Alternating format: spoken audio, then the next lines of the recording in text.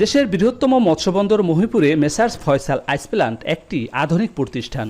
চলতি মৌসুমে লাভের আশায় কয়েক কোটি টাকা বিনিয়োগ করেছে প্রতিষ্ঠানটি। নিরবচ্ছিন্ন বিদ্যুতের অভাবে উৎপাদনে ব্যর্থ হয়ে লাখ টাকা লোকসানে পড়েছেন প্রতিষ্ঠানটির মালিক। মৎস্য সিজনটার সময় অন্তত আপনারা আমাদেরকে একটু ভালো বিদ্যুৎ দেওয়ার ব্যবস্থা করেন।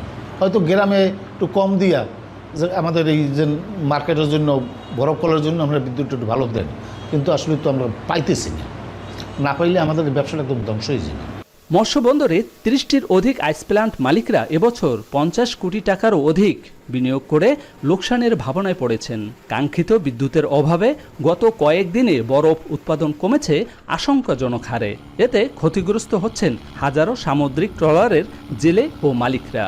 মাছ সংরক্ষণ করতে না পারায় ট্রলারেই নষ্ট হচ্ছে।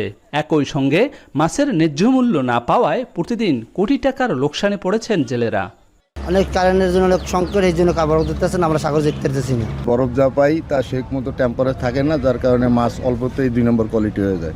এই জন্য দামও কম পাইতেছি। কারেন্টের উপর নির্ভর করে আমরা বরফটা বানাইতে হলে কারেন্টের উপর নির্ভর করে বরফটা বানাইতে হয়। কারেন্টটা যদি আমরা না পাইতে তো আমরা বরফটা বানাইতে পারতেছি না।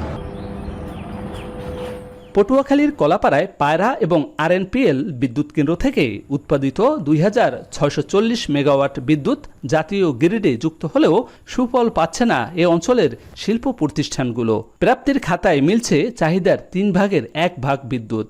পর্যটন শিল্প এলাকা এবং ইলিশ মৌসুমকে কেন্দ্র করে চাহিদা মাফিক বিদ্যুৎ বরাদ্দের জন্য ঊর্ধ্বতন কর্তৃপক্ষকে অবহিত করা হয়েছে বলে দাবি সংশ্লিষ্টদের। সর্বমোট আমাদের 11 মেগাওয়াট বিদ্যুৎ দরকার হয়। সেই ক্ষেত্রে আমরা এখানে কখনো 4 মেগাওয়াট 4.5 মেগাওয়াট বিদ্যুৎ পাচ্ছি, যার ফলে আমরা বিদ্যুৎ সাপ্লাই দিতে পারছি না। এটা আমরা আমাদের সদর দপ্তরকে জানানোর আমরা জানিয়েছি, এখনো আমরা তেমন কোনো সাড়া পাই।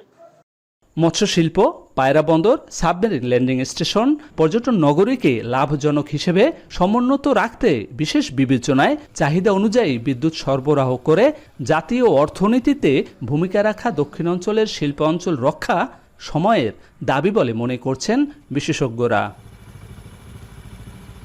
জসিম পারভেজ, এখন পটুয়াখালী।